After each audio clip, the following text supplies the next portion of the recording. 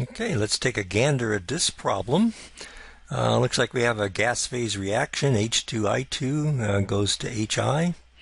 We're given the Kp, the equilibrium constant, 50, and Kp means concentrations are expressed in terms of atmosphere.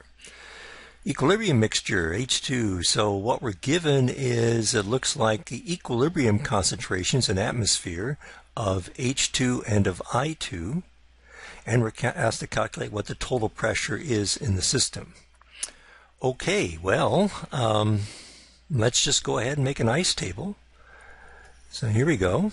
Let me choose, Incar should have done this before. Okay, so we have H2 plus I2. That's an equilibrium with HI.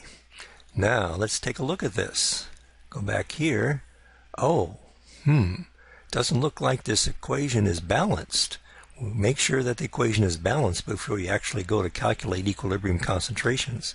So there should be a 2 here. So that will make the equation balanced. So the point of that is to check the equilibrium concentrations.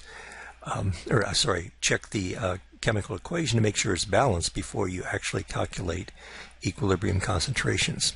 So here's our ice table, and let's see what do we want. We want the total pressure in the system. Let's assume that the gases, these are all gases here, let's assume that they're ideal gases and they obey Dalton's law. So the total pressure will be equal to the pressure of H2 plus the pressure of I2 plus the pressure of HI. All right, so that should be the total pressure in the system. Now, at equilibrium, we want the equilibrium total pressure. Oh, look, we're given the pressure at equilibrium of H2 and of I2, 0.2 and 0.25.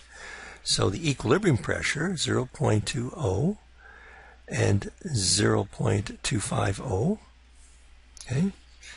We'll go back here, 0.250. And we don't know what this pressure is here, X. So we can put, H2, that can go there, that can go there. So we can figure out what X is, that will go there. Well, how are we going to figure out what X is? Well, we have the equilibrium concentrations, and we have the equilibrium constant. So, should be easy. So remember, Kp will be equal to the pressure of HI, and it'll be squared because there's that 2 there. We balance the chemical equation. We had to do that first. And this will be the pressure of H2 times the pressure of I2. All right, equilibrium constant was given in the problem as 50. Pressure of I2, that's just X, so this is X squared. The pressure of H2, 0.2. The pressure of I2, 0.25.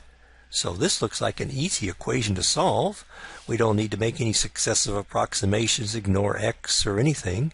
We could just say that X now would be equal to the square root of 50 times 0.2 times 0.25 square root. Oh yeah, that's kind of easy. You can handle that. And so X, put those numbers in our calculator, we get X equal 1.58 atmosphere. And remember what X was? That's the pressure of HI. So the total pressure of the system is the pressure of H2, which was 0.2 atmosphere, plus the pressure, that should be a plus there, plus the pressure of I2, 0.25 atmosphere, plus the pressure of HI, which we just figured out is 1.58 atmosphere. Add those all up, we get 2.03 atmosphere. I'm missing a significant figure or two, but let's ignore that. So there we go, total pressure 0.203. So when problems give you equilibrium pressures or equilibrium concentrations in molar or some equilibrium amount, we can just put those in. We don't have to go through initial down to final. Those are already in there. So this problem was particularly easy. We didn't have subtract x, ignore x, quadratic equation, successive approximation, all that stuff. Just nice, easy problem here. All right, that's it.